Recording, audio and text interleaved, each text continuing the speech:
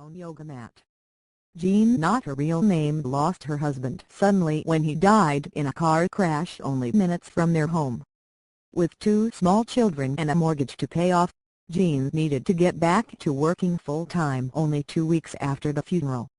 Friends and family were in awe of how much calm and grace she displayed in the face of the grief and loss she felt on a daily basis.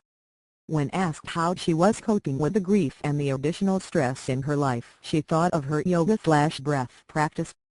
Every morning, in the quiet moments she had before her children woke up, Jean would roll out her yoga mat and come into child's pose, where she would begin to sob until it was time to get ready for work.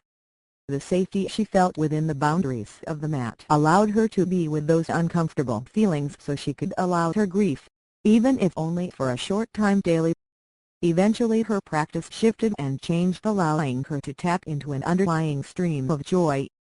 Even when the circumstances of her life didn't allow her feelings, her yoga mat did. A yoga mat is a rectangular piece of material that provides cushioning and traction, ideal for the movement possible in practicing yoga postures. Symbolically, a yoga mat holds boundaries for a safe practice. It creates space for us to allow ourselves to make the time to take care of ourselves and give ourselves what we need in the moment. In order to enjoy the many benefits of a simple yoga/breath practice, you don't need anything but the willingness to start. However, having your own yoga mat reflects your commitment to a consistent practice. When you purchase a yoga mat, you are in effect saying, "I want to continue to practice, to give myself this gift."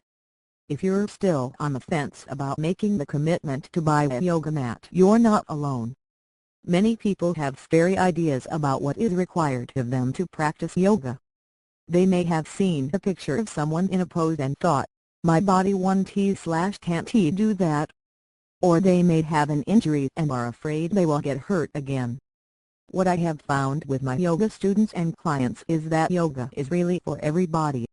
Yoga doesn't require any special skills or even a flexible, fit body, although you will increase your flexibility, open your mind and become less judgmental. The top priority in yoga is compassionate presence and the ability to breathe. If you are reading this, you are able to practice yoga. That doesn't mean you will be able to do every pose or maybe even any poses. Poses are only one part of what yoga truly is. Once you have made the decision to purchase a yoga mat, you should consider quality, comfort and cost. Your yoga mat should be of good quality so that it can last. Yoga is a lifelong practice and you are never too old to practice. In order to feel safe and feel the full benefit of your practice, you need to be comfortable. If you have issues with your knees especially, you may need a thicker mat for more cushion. Also, if you are tall, consider buying a longer than average mat. Every body is different. Find a mat that fits you. You may be more comfortable with a mat that is lightweight so that you can easily carry it to class or travel with it. Your mat should be sticky so that you don't slip and can securely move from posture to posture. Yoga mats generally are made from rubber, plant fibers or plastics.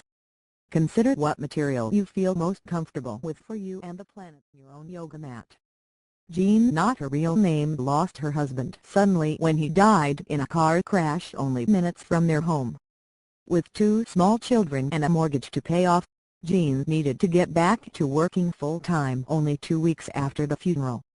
Friends and family were in awe of how much calm and grace she displayed in the face of the grief and loss she felt on a daily basis. When asked how she was coping with the grief and the additional stress in her life, she thought of her yoga/breath practice. Every morning, in the